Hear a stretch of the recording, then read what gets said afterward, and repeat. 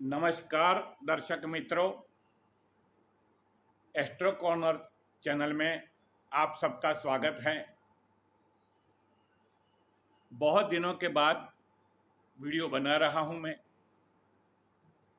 और आज का सब्जेक्ट कुछ अलग सा है। आज हम कुंडली के 12वें स्थान के बारे में कुछ रोचक बातें शादीशुदा जिंदगी को लेकर करेंगे। पहली बात तो ये है दोस्तों कि शादीशुदा जिंदगी का जो स्थान होता है वो शास्त्रों में 7वां स्थान बताया है, सप्तम स्थान। लेकिन पर्सनल मैरिड लाइफ या बेडरूम जिसको बोलते हैं वो 12वें स्थान से ही देखा जाता है। पति और पत्नी दोनों जब परिवार के साथ होते हैं तो सप्तम स्थान देखा जाता है। बीवी कैसी मिलेगी, दिखने में कैसी होगी, नेचर कैसा होगा, वो सब सप्तम स्थान में। लेकिन दोनों के बीच का जो रिश्ता होता है, रिलेशनशिप होती है, रोमांस होता है, अट्रैक्शन होता है, वो सब 12वें स्थान में ही देखा जाता है। तो 12वां स्थान जितना अच्छा, इतना शादीशुदा जिंदगी एकदम बढ़िया रहती है। अब इसको लेकर हम कुछ बातें करेंगे कि 12वें स्थान में अगर पाप ग्रह होता है, जैसे सूर्य मंगल है, मंगल शनि है, शनि राहु है, शनि केतु है, मंगल केतु है, सूर्य राहु सूर्य केतु, यानी एक से ज्यादा पाप ग्रह का कॉम्बिनेशन अगर 12वें स्थान में होता है तो शादीशुदा जिंदगी टर्मिनेट हो जाती है। मतलब एक बार तो डिवोर्स होके ही रहते हैं। और अकेला कोई पाप ग्रह होता है तो वो भी अच्छा नहीं है। जैसे सूर्य अकेला होता है तो आर्ग्यूमेंट ज़्यादा होती है। सूर्य शनि दोनों साथ में होते हैं तो भी पति पत्नी के बीच बेडरूम में बहुत आर्ग्यूमेंट होती रहती है।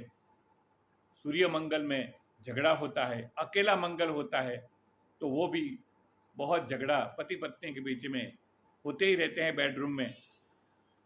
अकेला शनि होता है तो झगड़ा कम होता है, लेकिन एक दूसरे के प्रति किसी कारण वजह, किसी भी कारण उदासीनता रहती है।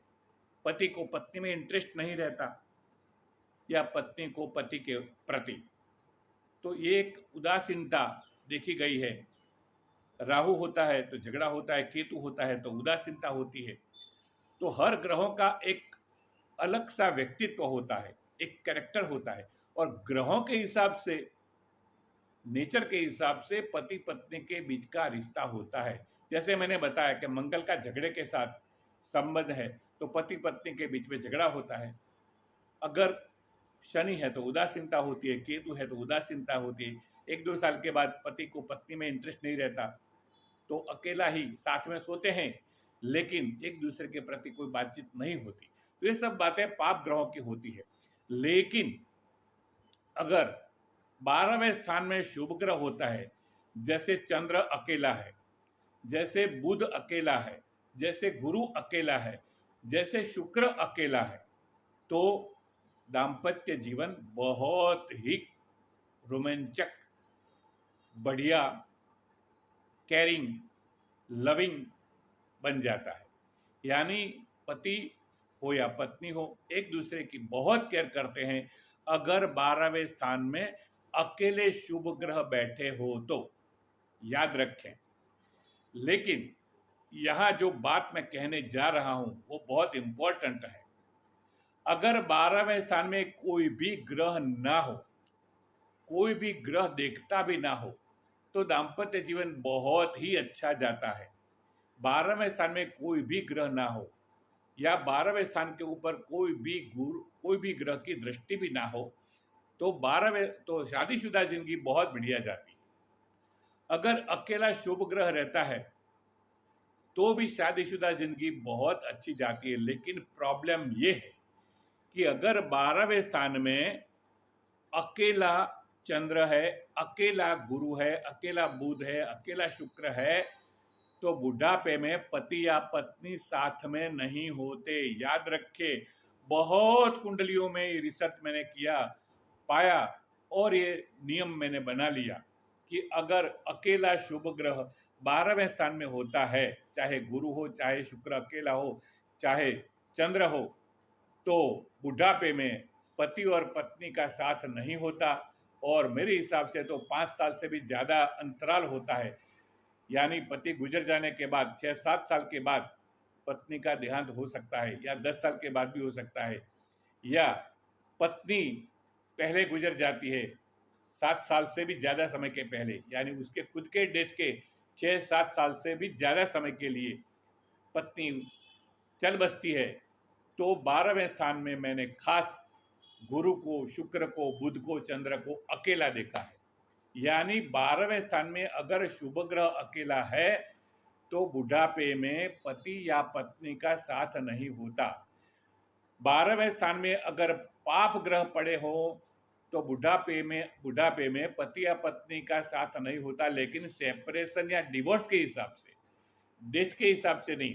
12वें स्थान में शुभ ग्रह है तो डेथ के हिसाब से पति या पत्नी का डेथ हो जाता है तो अकेलापन, शादीशुदा जिंदगी बहुत बढ़िया रहती है, लेकिन डेथ हो जाता है जीवन साथी का तो जिंदगी अकेला गुजारनी पड़ती है बेटों और बहुओं के साथ।